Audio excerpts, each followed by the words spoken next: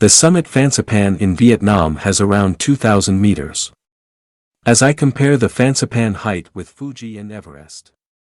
In fact, the Everest summit is the highest mount on Earth. The Mount Fuji 3,700 meters and Phan 3,200 meters have rail and cable cars to access to the summits. Both the Mount Fuji and Phan have been beautifully designed by landscape architects. At my second home in Montreal, I reach often to the Mont Royal summits.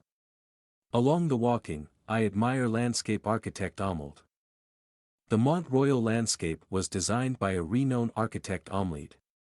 Because of a lack of human and economical resources, the Everest Mount and its landscape has less guests to reach there.